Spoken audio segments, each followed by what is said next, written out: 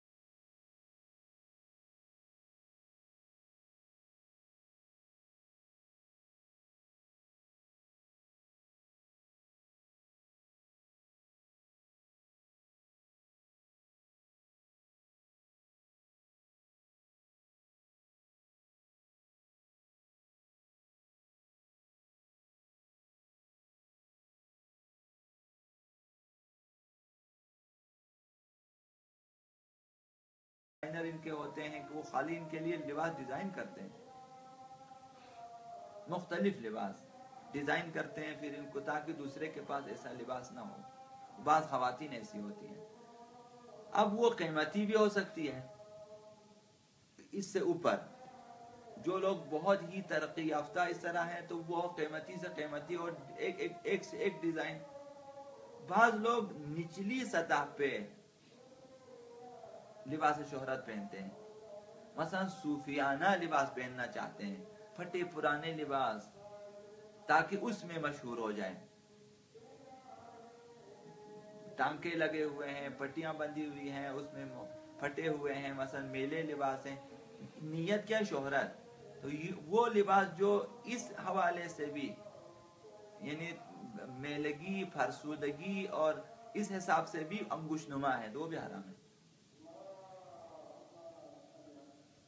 یہ دو قسم کے لباس. تو لباس شہرت حرام ہے، نہیں ہونا چاہیے. یہ تیسری شرط. چوتھی شرط یہ ہے کہ لباس مخصوص کفار نہ ہو. وہ لباس جو مسلمانوں میں رائج نہ ہو، مخصوص ہو کافروں کے لیے. یہ اس صورت میں حرام ہے جیسے مثلا پادریوں کا لباس، کشیش جو ان کے ہیں ان کا لباس، ان کے جو روحانی باپ بابا وغیرہ ہوتے ہیں، یا وہاں جو روحانی مائیں ہوتی ہیں ان کے کلیساؤں میں، ان کے جو مخصوص لباس ہوتے ہیں اس قسم کے. جیسے صلیب مخصوص ہے عیسائیوں کے لیے، ہم اگر صلیب پہنے حرام ہے. اور ایسا لباس جس سے مغربی اور جو ہے کافروں کی تہذیب و تمدن کی ترویج ہوتی ہو، وہ لباس بھی حرام ہے. تو آپ نے دیکھا ہوگا مقام معظم رہبری کا فتویٰ ہے کہ مثلا حتیٰ یہاں تک کہ بعض نوجوان بازار سے بنیان پہن لیتے ہیں اور اس قسم کی چیزیں کہ جن پہ مثلا مغربی جھنڈے وغیرہ، ان کے مونوگرام وغیرہ بنے ہوتے ہیں، جس سے ان کی ترویج ہوتی ہے، ان کا پہننا بھی انہوں نے فرمایا حرام ہے. اور بعض کے نزدیک ابھی بھی جو ہے ٹائی لگانا حرام ہے. بعض کے نزدیک یہ جو گلے میں لگاتے ہیں پھول، یہاں پہ کالر میں ٹائی تو نہیں ہے لیکن یہیں پہ پھول ہے، وردۃ العنق کہتے ہیں، تو وہ بھی حرام ہے، وہ بھی کافروں کا ہے. ایسے لباس کا پہننا جو شائستہ ہو اور مہذب ہو مگر اس معاشرے میں رائج نہ ہو، وہ بھی حرام ہوگا. وہی نا، اگر انگوش نما ہے حرام ہے. فرض مثال جو لباس معاشرے میں رائج نہ ہو کیسے شائستہ ہے؟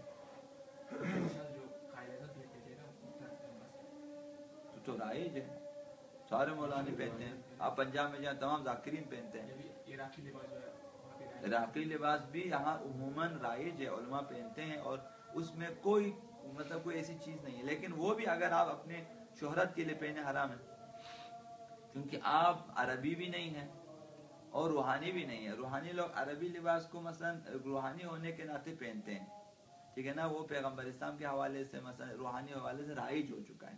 اگر آج مثلا یہی لباس جو آپ یہاں سعودی عرب میں سب پہنتے ہیں، وہی لمبی قمیص پہنتے ہیں سب، وہ جاہل عالم سب پہنتے ہیں، وہاں پہ مثلا حرام نہ ہو. یہاں پر اگر آپ شاید پہنیں کہ جو آپ انگوش نمائی کے لیے پہنتے ہیں مثلا اگر ہو تو شاید وہ بھی حرام ہو. ورنہ وہ تقریباً ایران میں، عراق میں ہر جگہ رائج ہے اور کوئی اس پہ انگوش نمائی نہیں کرتا. اگر یہ انگوش نمائی نہیں ہوتے آپ تو آپ پہن سکتے ہیں. ابھی بین الاقوامی لباس بھی ہے جس میں ابھی مثلا پینٹ ہے، کوٹ ہے اور شرٹ ہے تقریباً. یہ بین الاقوامی لباس ہو چکا ہے، نہ صرف مغربی. تمام اسلامی حکومت کے تمام وزراء تمام وہ اسی کو پہن لیتے ہیں اور تمام وکلاء ہمارے پہنتے ہیں، ڈاکٹرز مثلا. ابھی وہ لباس صرف کافروں کا لباس نہیں ہے تو وہ آپ پہن سکتے ہیں، مثلا 3 پیس. پتلون کا کیا حکم ہے؟ جو کوائی نا، کوائی کا پتہ نہیں ہے، کوائی والوں کا خاص خیر ڈیزائن تو وہی ہے. مغربیوں کا تھا پہلے زمانے میں، ابھی مسلمانوں میں، مسلمان ممالک میں نوجوانوں بالخصوص رائج ہو چکا ہے. اتنا نہیں ہے، البتہ بعض لوگ شاید بہت زیادہ جو شوقین ہیں وہ بنا لیتے ہیں ایران میں زیادہ ہے وہ کوائی والے. ورنہ عام جینس کے پینٹس ہوتے ہیں، ورنہ یہ جو 3 پیس عام جو ہیں کوٹ ہیں اور اس کے بعد پینٹ ہیں، وہ جو بالکل شائستہ پینٹ ہیں. جوانوں میں جو تنگ پہننے کا رواج ہو یہ سخت ہے، بہت ٹائٹ ہے اور وہ خراب ہے. تو لہٰذا وہ لباس جو مخصوص ہوں کفار کے، یا مخصوص مثلا جو عیسائی یہودی علماء کے ہیں جو مخصوص ان کے ہیں، تو ان کا پہننا بھی حرام ہے، اور فرہنگ کفار کی ترویج والے لباس بھی حرام ہے۔ تو لہذا یہاں پہ تو مثلا رائج ہیں، لگاتے ہیں، امریکی جھنڈے بناتے ہیں، ان کے جھنڈے بناتے ہیں، گروہ کے جھنڈے لگا لیتے ہیں، انگلینڈ کے تمام لوگ پہن لیتے ہیں، لیکن نہیں پہننا چاہیے۔ تو پانچویں شرط یہ ہے کہ لباس جنس کے اعتبار سے نازک اور مردوں کے لیے خالص ریشم کا نہ ہو۔ اگر نازک لباس ہے کہ جو بدن کو نہیں چھپاتا، اس میں بھی اشکال ہے، مخصوصاً خواتین کے لیے اتنا نازک اور باریک جائز نہیں ہے، اور مردوں کے لیے خالص ریشم کا لباس پہننا، خالص ریشم کا، ریشم مکس ہوتا ہے وہ جائز ہے، خالص ریشم کا لباس پہننا حرام ہے۔ نمبر 6، وہ لباس جو مخصوص ہے عورتوں کے لیے، وہ اگر مرد حضرات پہننے اور اسے اپنا لباس قرار دیں تو مردوں کے لیے حرام ہے۔ وہ لباس جو مخصوص ہے مردوں کے لیے، خواتین اسے پہنے اور اپنے لیے اسے لباس قرار دیں تو حرام ہے۔ جیسے چادر مرد کے لیے اور کوٹ شلوار، مثلا مردانہ کوٹ شلوار عورتوں کے لیے ایک دفعہ پہنے رکھیں وہ مسئلہ نہیں ہے، لیکن اسے اپنا لباس قرار دیں۔ مثلا آپ ابھی آئندہ چادر پہننا شروع کریں، ان اپنے لیے زنانہ لباس کو لباس قرار دیں، وہ حرام ہے، نہ کہ ایک دفعہ آپ سر پہ ڈالیں اتاریں، وہ حرام نہیں ہے۔ اسی طرح ایک خاتون مثلا گھر میں کبھی کوٹ شلوار پہنے، حرام نہیں ہے، لیکن اگر اسے اسی کو ہی اپنا لباس قرار دیں جو مردانہ کوٹ شلوار ہے، نہ زنانہ نہ الگ ہے، تو وہ بھی حرام ہے مردوں کے۔ لہذا مخصوص مردانہ لباس عورتوں کے لیے حرام ہے، اور مخصوص زنانہ لباس مردوں کے لیے حرام ہے۔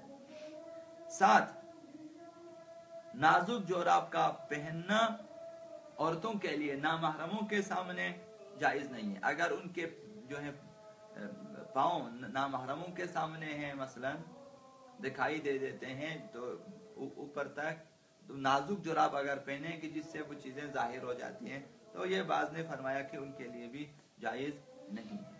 پر محمد و آل محمد صلی اللہ علیہ وسلم، صلی علی محمد و آل محمد وعجل فرجهم۔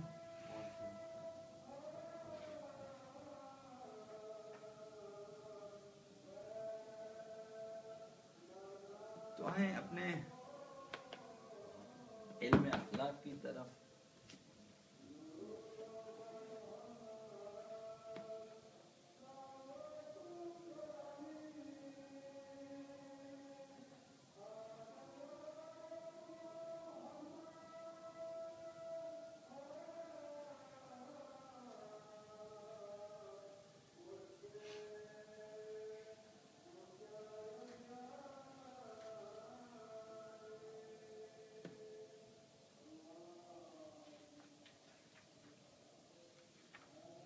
تو حرص کے بارے میں ہے، آپ کی خدمت میں چند چیزیں عرض کرنی ہیں۔ چوتھی آیت عرض کی تھی حرص کے بارے میں، وَلَتَجِدَنَّهُمْ أَحْرَصَ النَّاسِ عَلَى حَيَاةٍ وَمِنَ الَّذِينَ أَشْرَكُوا، یقیناً آپ انہیں سب لوگوں سے زیادہ، حتیٰ کہ مشرکین سے بھی زیادہ بڑھ کر زندگی دنیا کا حریص پاؤ گے۔ یہ آیت نازل ہوئی، اس آیت میں دنیاوی زندگی کے بارے میں یہودیوں کی حریصانہ ذہنیت پر روشنی ڈالی گئی ہے۔ اللہ تعالیٰ اس آیت میں فرماتا ہے تم انہیں سب لوگوں حتیٰ مشرکین سے بھی زیادہ دنیا کی زندگی کا حریص پاؤ گے۔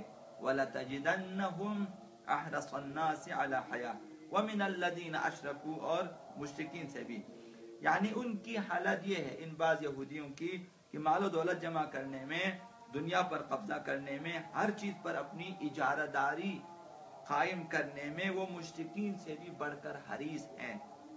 حالانکہ مشرکین کسی آسمانی اور الہی دین کے پابند نہیں ہیں۔ یہودی جبکہ جو ہیں اپنے لیے دین رکھتے ہیں، صاحب کتاب ہے، اہل کتاب ہے، جبکہ یہودی جس آسمانی دین کے پیرو ہونے کے مدعی ہیں، وہ حرص سے معنی کرتا ہے، اور اس کی یہ حالت ہے کہ بے دین افراد سے بھی زیادہ خود حرص سے منع کرتا ہے، لیکن خود بے دینوں سے بھی زیادہ حریص ہے۔ ان کے حرص کی شدت ان الفاظ میں بیان کی گئی ہے کہ ان میں سے ہر ایک یہ چاہتا ہے کہ 1000 سال زندگی گزارے، لو یعمر 1000 سنہ، وہ چاہتے ہیں 1000 سال زندگی بسر کریں، خاص زیادہ مال و دولت جمع کرنے کی غرض سے ہو یا اپنے ان مظالم اور گناہوں کی سزا سے بچنے کے لیے ہو جو انہوں نے دولت جمع کرنے کے لیے کیے۔ وہ لمبی عمر کے آرزومند نظر آتے ہیں۔ اگر غور سے دیکھا جائے تو دور حاضر کے یہودیوں میں یہ صفت رذیلہ گزشتہ نسلوں کے مقابلے میں زیادہ پائی جاتی ہے۔ آج کے یہودیوں میں بھی وہ اپنی دولت میں اضافے کے لیے ہر قسم کے جرم کرنے کے لیے تیار ہیں، جو کہ آپ دیکھ رہے ہیں پوری دنیا میں سب سے زیادہ دولت مند ہے یہ لوگ۔ اس مقصد کے حصول کے لیے بڑی بڑی خونی جنگیں انہوں نے چھیڑی ہیں اور فتنہ فساد کی آگ کو ہوا دی، پڑوسی ممالک کے درمیان جنگ کی آگ کو بھڑکاتے ہیں، غرض اپنا اسلحہ بیچنے کے لیے، اپنی دولت میں اضافے کے لیے منشیات بیچنا، جھوٹا پروپیگنڈا کرنا، غرض کسی بھی جرم کا ارتکاب کرنے سے یہ لوگ جو ہے نہیں ہچکچاتے ہیں، ان کے لیے مشکل نہیں ہے، ہر قسم کے پروپیگنڈے کر لیتے ہیں۔ اگر کوئی شخص حرص کے تباہ کن نتائج کا صحیح معنوں میں جائزہ لینا چاہتا ہو تو یہودیوں کے قومی کردار کا مطالعہ کرے۔ حریص یہ لوگ بہت زیادہ، اس طرح قرآن نے بیان کیا۔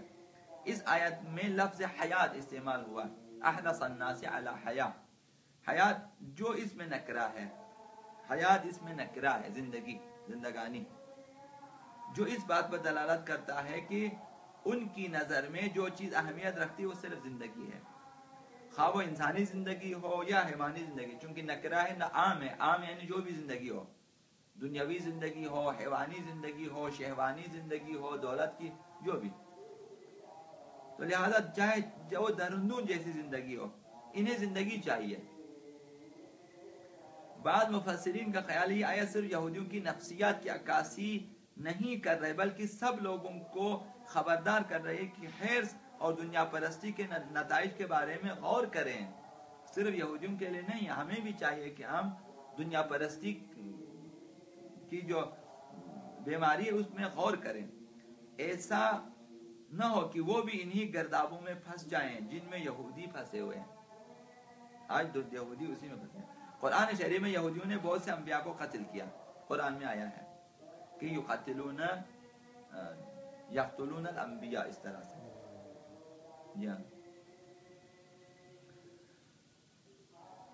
ان کے اس فعل کی واحد وجہ یہ تھی کہ وہ انبیاء کو اپنے ناجائز مفادات کے حصول میں رکاوٹ سمجھتے تھے، اسی لیے ہم انبیاء قتل کرتے ہیں۔ ابا عبداللہ علیہ السلام کی حدیث میں غالباً آیا کہ ایک دن میں 70 نبی بھی قتل کیے ہیں۔ سوچنا چاہیے کبھی، ایک دن میں 70 نبی قتل کیے، پورے نبیوں کے ریلے کو قتل کیا، یعنی اس طرح سے، اور نبیوں کو قتل کرنے کے بعد بازار میں چھٹی بھی نہیں کرتے، دکانوں میں واپس بیٹھے ہوتے، گپے مار رہے، یہ سے کچھ کیا ہی نہیں، نبی کو، وہ بھی ایک نبی نے کئی نبیوں کو۔ لہذا یہ سمجھتے تھے کہ انبیاء ہمارے ناجائز مفادات کی راہ میں رکاوٹ سے، کتاب اللہ کی آیات میں انہوں نے جو تحریفات کی ان کی بھی یہی وجہ ہے کہ کتاب میں جو آیت ان کے مفادات کے خلاف تھی انہوں نے ان کو تبدیل کرنا چاہا، تو لہذا تحریف بھی۔ 5ویں آیت جو انسانوں کے بارے میں ہے، تخلیق انسان کے بارے میں، ان الانسان خلق ہلوعا، انسان حریص اور کم طاقت پیدا ہوا ہے، انسان کی فطرت کو بیان کر رہا ہے۔ اذا مسہ الشر جزوعا، جب کوئی شر انہیں چھوتی ہے، چھو لیتی ہے تو وہ جزع کرتا ہے، جزوعا، تو وہ جزوع ہے، زیادہ فریاد کرنے والا ہے۔ واذا مسہ الخیر منوعا، جب انہیں نیکی چھو لیتی ہے، جب انہیں نیکی ملتی ہے تو یہ منوع، منع کرنے والا ہوتا ہے، کنجوس بن جاتا ہے۔ جب برائی ان پہ آ جاتی ہے تو یہ جزع فریاد فغان، جب انہیں نیکی ملتی ہے تو بخیل ہو جاتا ہے۔ مفسرین نے حلوع، یہاں جو لکھا ان الانسان خلق ہلوعا، انسان ہلوع پیدا ہوا ہے، اس کے متعدد معنی بیان کیے ہیں جو ایک دوسرے کے قریب یا باہم لازم الزم ہیں۔ لسان العرب میں اس کے معنی حرص، جزع، بے صبری اور شدید ترین جزع بیان کیا۔ حلوع یعنی جزع فضا کرنے والا، فریاد و فغان کرنے والا، لالچی، بے صبری کرنے والا، یہ اسی معنی، اس کو کہتے ہیں حلوع، حلع حلوعا۔ اور التحقیق مؤلف کا نظریہ یہ ہے کہ اس لفظ کے بنیادی معنی نعمتوں اور لذتوں سے لطف اندوز کے ہونے کے ہیں، جبکہ جزا حرص اور بے صبری اس کے آثار اور نتائج ہیں۔ تو یہ تحقیق ہے، نعمتوں سے لذت حاصل کرنا اور پھر بے صبر بھی۔ ان بیانات سے یہ بات سامنے آتی ہے کہ حلوع 3 منفی اخلاقی صفات کی طرف اشارہ کرتا ہے۔ تو انسان حلوع وہ انسان ہے جو حریص ہو، ایک بیتاب ہو، بیتابی کرتا ہو، جزا فضا کرنے والا ہو، بے صبر ہے 2، اور بخیل ہے 3۔ جس انسان میں یہ 3 صفاتوں سے کہتے ہیں حلوع، بخیل بھی ہے، بیتابی بھی کرتا ہے، بے صبر بھی ہے اور بخیل بھی، لالچی بھی ہے۔ لہذا حلوع کی جو تشریحات والی آیت بیان ہوئی وہ اس لفظ کے معنی کو اچھی طرح واضح کر دیتی ہے، اور یہ تینوں مفاہیم بھی اس میں آ جاتے ہیں، اس لیے کہ جزا فضا سے اسے اسم جزوع، جزع سے اسم مبالغہ، جزع فریاد کرنا، جزوع زیادہ، مبالغہ کا صیغہ، زیادہ جزا فضا کرنے والا، اس کے معنی بہت زیادہ بیتابی اور بے صبری کرنے والا۔ یہی معنی اسی آیت میں بیان ہوا۔ انسان حلوع پیدا ہوا ہے، وہ کیا کرتا ہے؟ اذا مسه الشر جزوعا واذا مسه الخير منوعا، وہ حلوع ہے، یعنی کہ کیا معنی حلوع؟ جب ان پہ کچھ مصیبتیں آ جاتی ہیں جزا فضا کرتا ہے، جب نعمتیں ملتی بخیل ہے۔ تو یہ دونوں معنی اس کے اندر ہے، خود پھر نعمتوں میں مزے لے لیتے ہیں۔ لہذا منوع بھی، منوع منع سے اسم مبالغہ ہے، زیادہ منع کرنے والے، بخیل، کنجوس، بہت زیادہ بخیل۔ بہرحال یہ جو 4-5 آیتیں ہم نے بیان کی حرص کے بارے میں، یہ آیات حریص، بخیل اور جزوع افراد کی مذمت کرتی ہے۔ بیتابی والا بھی قابل مذمت ہے، بخیل بھی قابل مذمت ہے، حریص بھی قابل مذمت ہے۔ ہم اس طرح بھی کہہ سکتے ہیں کہ حرص بخل کا سبب اور بنیاد ہے۔ لالچ بخل کی بنیاد ہے، لالچ ہے تو وہ منع بخیل ہو جاتا ہے، اس لیے کہ حریص کی خواہش ہوتی ہے کہ ہر چیز اپنے لیے جمع کرے۔ اسی طرح بعض اوقات حرص جزا اور بے صبری کا سبب بن جاتی ہے۔ جب حریص ہے تو بے صبر، جلدی سے لانا چاہتا ہے، جلدی جمع کرنا چاہتا ہے، تنخواہ پہلی تاریخ سے پہلے لینا چاہتا ہے، بلکہ اگلے مہینوں کی تنخواہ بھی پہلے لینا چاہتا ہے، بے صبر ہے نا۔ کھانے میں بھی بے صبر ہے، جانے میں بھی، کام میں بھی۔ بہت زیادہ لوگ حرص کی وجہ سے زیادہ کام کرتے ہیں، ڈبل شفٹی میں کام کرتے ہیں کہ زیادہ سے زیادہ پیسہ ہے۔ بعض لوگ ضرورت کے لیے کام کرتے ہیں، بعض لوگ لالچ کی وجہ جمع کرنا چاہتا ہے، ان سب سے زیادہ پیسے لینے میں نے۔ تو لہٰذا جب وہ اس قدر بے تابی سے کام کرتا ہے تو بخیل بھی ہوتا ہے، تو کسی کو دیتا بھی نہیں، ختم ہو جائے گا۔ تو ایسا اس وقت ہوتا ہے جب کسی حریص جو ہے کسی چیز کو کھو دیتا ہے، تو آپ دیکھیں کس قدر بے صبر ہو جاتا ہے۔ جب اس سے سگریٹ کی ڈبی بھی اگر گر جائے، دیکھو کس قدر پریشان ہو جاتا ہے۔ جب اس سے 5 روپے گر جائے، دیکھو دن بھر ڈوب جائے۔ لہٰذا یہ آیت کہہ رہی ہے کہ انسان ان صفات کے ساتھ پیدا ہوا ہے۔ انسان حلوع ہے، جزوع ہے، بخیل ہے، منوع۔ انسان میں یہ فطرتیں ہیں، کم و بیش ہے۔ اب انسان کو چاہے اس کا علاج کرے۔